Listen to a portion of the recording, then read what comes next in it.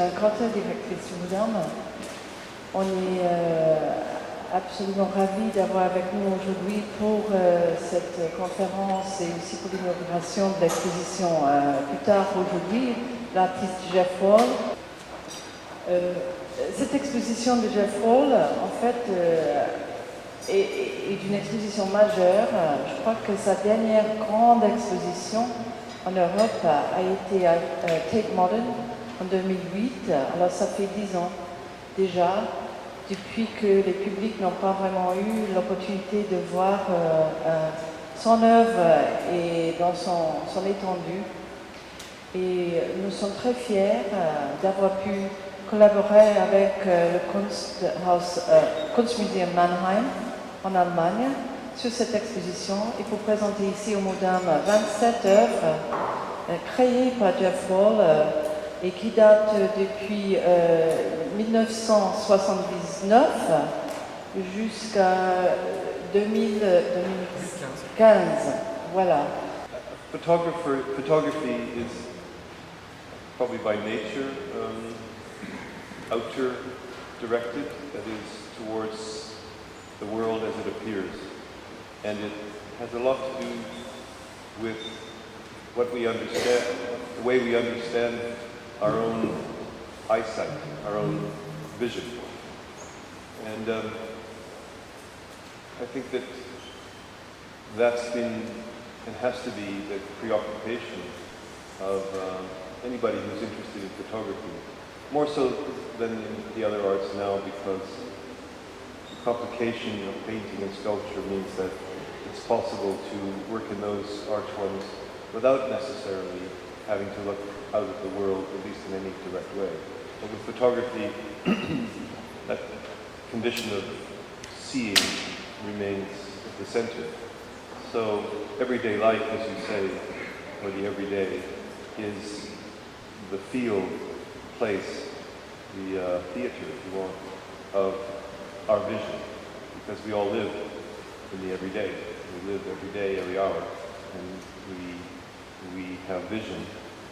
And so it's inevitable that photography has to somehow be based in that.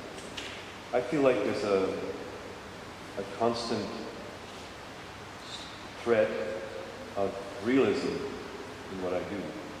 And I think that makes me very much like everybody else who works with photography.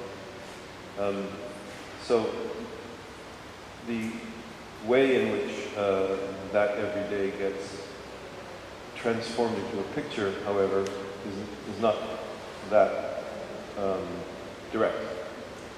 So when you ask about the idea of mise en scène, this raises the problem of, I suppose the problem, if you think of it as a problem, of how somebody like me practices photography.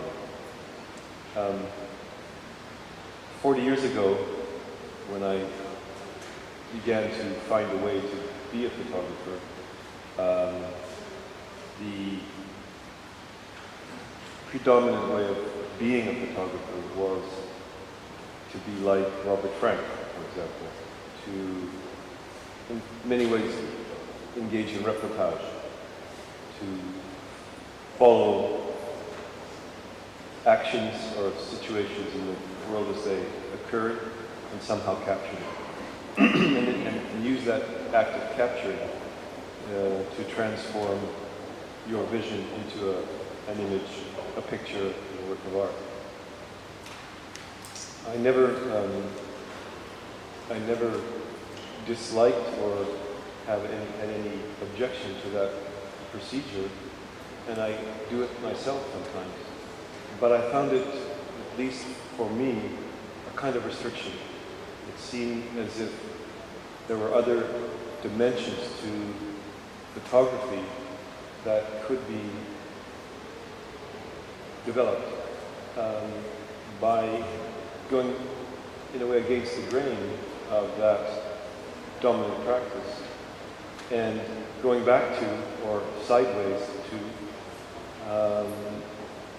methods that had been dismissed in photography after the 1920s or 30s as being not the way in which photography could be art, because for a long period, photography was considered potentially art via its relation to reportage, or its imitation, if you like, of reportage. And that excluded a lot of other possibilities. Those possibilities I recognized in the cinema, or in practice of photography in the cinema, and also in other art forms, like painting. And so I wanted to release for myself the possibility of engaging in some of those practices that had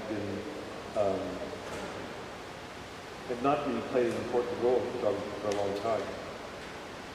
So it seemed that there were aspects of the medium, aspects of the art form that were actually present since the beginning of photography, and we can get into that more if you want, that could then be recovered after a period in which the really dominant notion of photography as reportage was more or less perfected in the work of people like Walker Evans or Robert Frank, for example.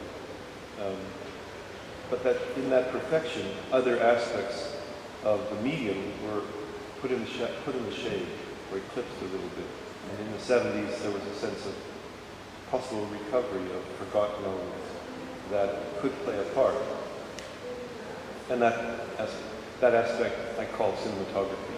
That is the elaboration of techniques that aren't strictly reportage, that can still lead to a picture or a pictorial work that could stand beside the great works of reportage photography